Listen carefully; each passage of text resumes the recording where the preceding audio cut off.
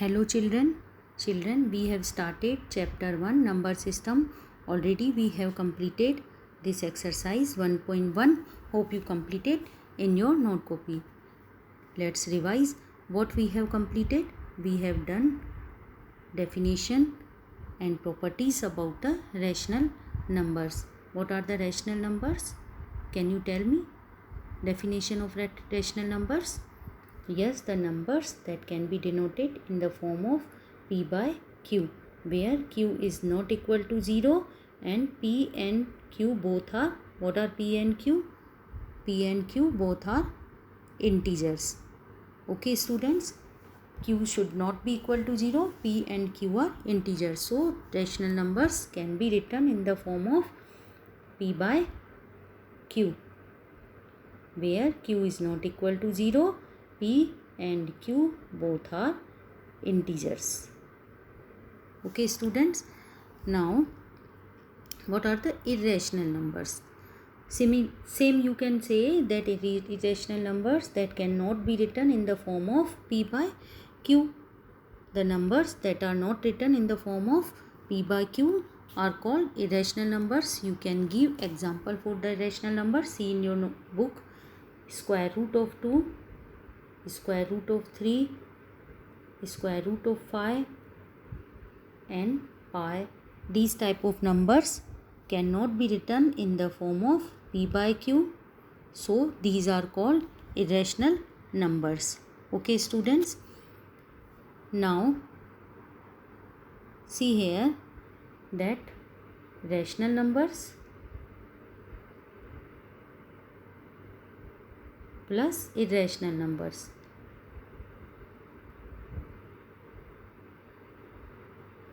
together form real numbers. Rational numbers and irrational numbers together form real numbers. All the real numbers can be represented on the number line. So all the numbers can be represented on the number lines. That means on number line you can represent rational numbers and irrational numbers both. So now question comes, how to represent square root 2 on the number line. Square root 2, you say that square root 2, which type of number? It's not written in the form of p by q. So square root 2 is called irrational number. Irrational number. Okay. Now irrational number, how to represent on number line, we will understand. Let's see. Yes, you can see here that how to represent square root 2 on number line. So first of all, you should understand about the Pythagoras theorem. You should know about the Pythagoras theorem. Students, we know this is a right triangle. Okay, right angle triangle. This is 90-degree angle. Suppose this is 0 to O to A and B. What is this called? This is base. This is perpendicular and this is hypotenuse. Here it's already mentioned that OA is base, AB is perpendicular and OB is hypotenuse. So what is Pythagoras theorem? Pythagoras theorem says that hypotenuse square is equal to base square plus perpendicular square. What is the hypotenuse here? See, OB. So OB square is equal to OA square plus AB square, because base is OA square and this perpendicular is AB square. This angle is 90-degree angle. So if we take OA is equal to AB is equal to 1 unit, you can take 1 centimeter, 1 meter, etc. Now then find out OB.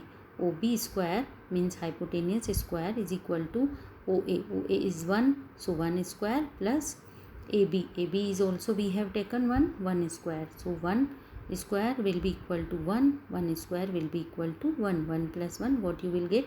2. Now here OB square is equal to 2. So when you calculate OB, what you will get? You will get square root of 2. So OB is equal to square root of 2. Is it clear? Here see, OB square is equal to 2. So when we remove this square, OB will be equal to square root of 2. How?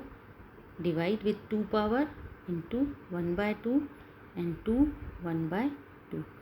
This 2 is cut, so OB is equal to 2 raised to power 1 by 2. Okay students.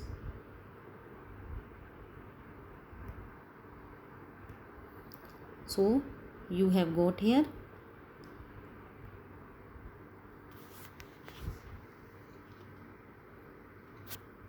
you have completed this, that OB is equal to square root of 2. Now how to represent OB square root 2 on number line? See here how you represent. First of all, what you have to do, you have to draw simply this number line. Okay, first understand here, this is 0, this you take point A, this you take unit, means 1 centimeter you can take. Make here 90-degree angle with the help of protractor or compass. This is 90-degree angle. Cut length unit OA is equal to AB, 1 centimeter and 1 centimeter. Join these 2 points. What is this length? Square root of 2. Now take this arc and cut here an arc length equal to OB. This is point D, and now OD will be equal to square root of 2. See here what we have taken at 0, then A, what we have taken this length 0 to A, 1 centimeter. Make here 90-degree angle, then cut length for 1 centimeter. Join these 2 points O and B. This is B point. You have joined this OB. OB is equal to will be square root of 2. We have seen already here. Now take arc length equal to OB and cut here arc length. Okay, you have taken OB as a arc length. This arc length you have taken in your compass, and same arc length you cut here. Same arc length you take OB and then cut same arc length here. You will get here D point. So OD will also be equal to root 2. Similarly, if you take same arc length and cut on this side, you will take here minus root 2. Is it clear? Students, you solve with this with the help of compass, and if you face any difficulty, you share again with me. Just take a rough idea again. Draw a line. Take this point up to A. You have to take 1 unit. You can take 1 centimeter. Then at A, make 90-degree angle. Take this length 1 centimeter. Join this point. This one is B. Now take arc length in your compass as OB. This is equal to square root 2. This arc length, you cut here arc length. This point is D, and this OD will be equal to square root of 2. Same arc, if you cut same arc length if you cut this side, you will get here minus square root of 2. So you easily can get how to find square root of 2 on number line. Okay, is it clear? You solve this with the help of compass, scale and pencil, and do this in your note copy. In our next class, we will see how to represent square root of 3 and square root of 5 on number line. First of all, you solve square root of 2, how to represent on number line in your note copy, and if you feel any difficulty, then we will do again in our next class. Thank you.